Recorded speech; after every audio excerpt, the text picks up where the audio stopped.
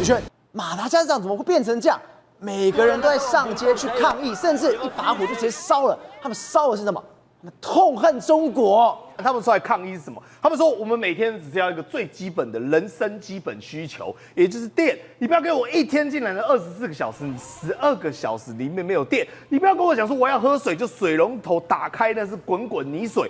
赵，我就请问一下，没有水没有电怎么活？谁不会抗议啊？绝对跟你翻桌了嘛！而且原本还想说我还可以忍耐你一下，12小时大不了我那12小时睡觉就好了。结果水龙头打开大不了我滤水就好了。结果眼睛一转，你知道为什么他们整个火大起来了吗？因为当他们的人民没水没电的时候呢，他们的政府部门在干嘛？盖超高科技全新缆车，而且还不是自己的钱，还是法国融资贷款给他。他们心想说，我们这边都已经快要穷死了，快饿死了，快要热死了，快要没水喝了，就你还有这个豪华的钱呢，可以去搞这个，所以干嘛？烧了它，一把火把它给烧掉了。而且警方也没跟他们客气，明明人民呢是被逼得走投无路，走上街头，就他们警察呢用橡胶子弹震爆瓦斯这种催泪瓦斯对着他们就一股狂轰猛炸。而且赵和不好意思真的有人命没了。就这样抗议抗到整个最后冲突，真的有人因此而往生。结果你知道这些人更猛，他怎么抗议吗？就你现在看到的，你有没有看到为什么我们要打马赛克？他把往生者背在肩上，就把这个遗体直接拉起来给你看，说来啊，你敢杀我们的人，我们就把我们的人呢当做我们的祭旗，当我们的旗帜，继续跟你抗议。所以最后面呢，导致10多个，而且都是年轻人学生对国家有未来呢有想法，希望改变，因此而不幸的上升。但其中有一个很重要的理由。因为这些基础建设原本都是一带一路，中国 promise 他们说给予他们所盖的这些设备、这些厂房、这些机房，结果呢，最后都没实现啊，都没落实啊，全部都进了贪官的口袋啊。所以你知道吗？他们就去当地的中国城泄愤。什么意思？你答应要给我们有电的，你答应要给我们做水的基础建设，既然你做不到，那你就拿钱来还。所以他们全部都冲到中国一个一个商家里面，把一些电机设备啊，所以他完全是冲到中国城里面，然后开始大肆的零元购。对啊，因为你说要帮我盖电厂嘛，你都完全骗我，我连脚踏车我也偷来骑了对吧？那你骗我怎么办呢？我就去偷你的发电机。反正你也可以发电嘛，勉强来发电，所以开始偷发电机、偷沙发、偷电视、偷橱柜，所以他们就讲说马达加斯加零元购开始了开始要 shopping 了，所以因此这样他连沙发都是这3个人一起抬走的。对，就是看到什么抓什么，反正你就问第一句话，你是中国人这中国电好，那我就 all I can take， 我就把所有东西能拿的拿出来，而且更狠的是什么？他们拿完之后，你知道会干嘛吗？干嘛？他会放一把火给烧了，不太狠了吧？其实也不狠，为什么？因为他认为中国就是导致这些贪官污吏呢，我们讲吃的肥脑满肠，我们讲满脑肥肠的，然后呢什么事也不干，然后苦的都是他们这些基层老百姓，所以当然就这样做嘛。所以你看一个一个，首先呢，他们先把这玻璃给砸破，砸破之后呢，开始在偷。你以为只有偷货物吗？我跟你讲不是这样子。马达加斯加的人的想象力远远超过于你。货物偷完之后，你的钢梁、你的梁柱、你的一砖一瓦，反正你所有的一切我都要把它拿回来。钢梁这么大这么粗，然后直接扛的。对啊，所以你看他这个我们讲的扛着一根钢梁200里3头不换肩，直接就这样把它扛在肩膀上，然后呢就这样跑了，然后呢都把它打劫一空。中国人也不是好惹的，你知道吗？他们开始干嘛？请保镖。问题是底下就是一个中国人请来的保镖，然后呢拿着一把我们讲的类似步枪。问题是他正在开火。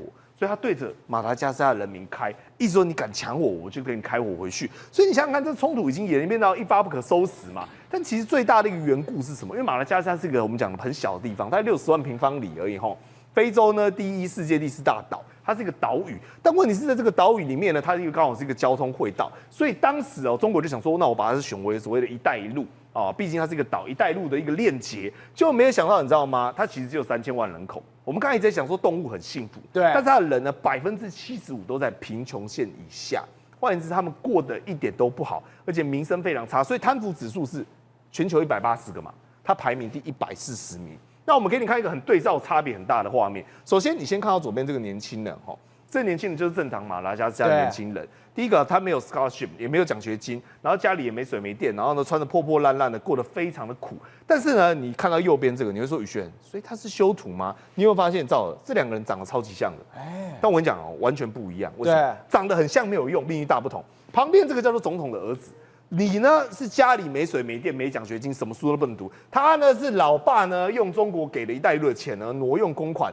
你看人家穿的不一样，穿西装笔挺，你这什么衣服？对，离谱，真的太离谱了。OK， 然后呢，私立学校毕业，然后还可以把自己拍一个帅帅的照片呢，搞得很像我们讲的富二代一样，大方在炫富。所以你想想看哦，如果你是这个年轻人，然后你想说，我跟他长得也没什么差别啊，对不对？我顶多比他瘦一点，没吃几顿饭而已啊。但是他的人生是这样，我的人生是这样，所以当然俩公。更可怕的是什么呢？新华社整天都在唱，来，新华社一带路，2023年2月14号，那时候已经在讲喽。说中国企业实施供水项目，让更多的马达加斯加居民用上放心水。就以马达加斯加的人2年前已经听到这个消息，政府说我们会给你很多的水，让你的水可以喝。就打开水龙头之后，发现咕噜咕噜咕噜黄的，泥啊，是泥巴，泥龙头哦，打开都是泥龙头。所以你想想看，你怎么不会生气？而且呢，他们还签订之后呢，包括所谓的公共工程，包括所谓的制造业，包括所谓农业、渔业、电信业、酒店业，结果高达多少钱？28亿美元，结果我跟你讲啊，搞不好里面有20亿全部都进了唐刚乌力的口袋。那这个情况之下，你说能不造反吗？不是，我们刚刚看到马达加斯加，因为这些贪员贪污，这些官员没有把钱用在真正的民生上面，结果全部人上街去抗议，结果没想到，中国也有今天中国出了一个大事，没想到是他们的农业部长就唐人健。今天出来这个消息，这人民网出的，他被判死缓。我心想，判死缓一定有原因嘛？就看一下，他竟然贪了11亿，这个农业部长可以贪到11亿。是我跟你讲哦，而且这个案子事实上我们过往都有讨论过，因为之前只是觉得他们的那个农改非常荒谬，没有想到原来的荒谬的背后啊。都是为了在贪钱哦。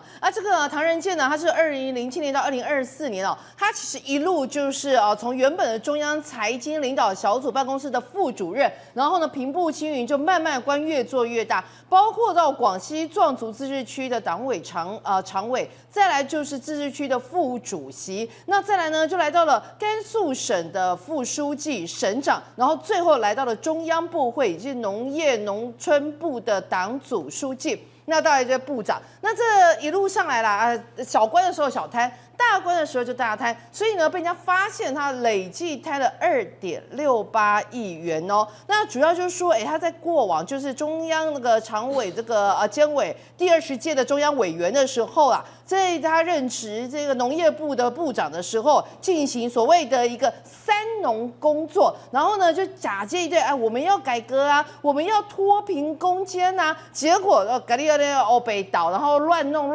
盲目的决策，事实上被人家发现都在 A 钱。像哪一些呢？2023年5月的时候，他就说我们那个水稻要上山啊。你想说水稻要上山？对，上山听说就只有那一些，比如说茶啊、一些水果啊什么，怎么水稻也上山？就果然水稻上山之后全枯死，就变这样子了。这么惨，那时候大家觉得完全都枯死，因为不是还在那边种稻吗？是，都枯死了，枯死了。然后呢，水稻上山种植9个月之后全军覆没，然后呢，因为气候不符或水源不足而枯死啊。然后呢，水稻你看就被泥流了。水稻上山之后呢，就说好，那我们就去雨水比较多了。之前雨水不够多，我们就找雨水多了，就变土石流。水稻上山就变土石流啊，很可怕。这个黄黄的这个泥水滚下来之后啊，不仅就是把这个原本东岸水稻吹走之后，这个整个流走之后，甚至冲毁了大部分的梯田水稻。所以那时候习近平下令啊，就是要多少的存粮才够才安全，所以就变成遍地烽火，到处都是种水稻。所以呢，就把一些原本种水果的大树的全部都砍掉，就是来种这些水稻。然后呢，你知道吗？这也很荒谬。你看香蕉人到哪里去了？又不准种香蕉，香蕉是水果啊，没吃香蕉不会死啊。但是就是要你种水稻。然后呢，你看在这边还有什么？甚至很荒谬。他说什么？我们这个2022年底，这个唐人健弄的一个政策，什么政策呢？就是我们严格执法，要农管所有的你只要是不管是树啦，不管反正你只要有种东西的地方，甚至是通往农村的一个道路上，这全部都是我们农管的范围。这根本跟土匪一样嘛！你看农管人员他们砍树抢夺农民的牲口，是连物资还毁坏作物。这土匪吧？你知道我们不是有那个大丢店啊，就是那个晒谷物的一个地方吗？对他连那边也是他们管，就乱搞，你知道吗？他到处都是这些乱搞。拆猪舍都来了，猪舍拆的。对，他说那个要种稻吧，人家猪舍活就这样整个拆掉。其实我跟你讲，我都在怀疑他故意用这种方式，你知道吗？去恐吓人家、恐吓取财，这都是有可能的。还有什么？就是大批的农管进入到农村啊，农管表示不符合安全的就给你强制拆，还有把人家房子都拆了。为什么？人家房，你看这个就是刚刚讲猪舍拆了啊，那个人家好漂亮的那个欧式建筑，他说你这个东西啊，欧式这个装潢啊，这个不行，我们中国人搞什么欧式建筑拆？就这样子被拆了，就这样拆了，就这样给拆了。然后啊，再来啊，他说农管跑到山里面被对人家种植的中草药，说你违法种植，需要刨掉。人家种中草药关你什么事？哦，不好意思，这是我农管署的，就是我要管。再来啊，打击采青卖青的，就是把人家未成熟的这些绿藻啊，也全部那个拔下来，然后全部用那个碾的把它碾过，那个压碾机整个碾过。我问你，你这个是不是有？你看整个碾过，人家这个。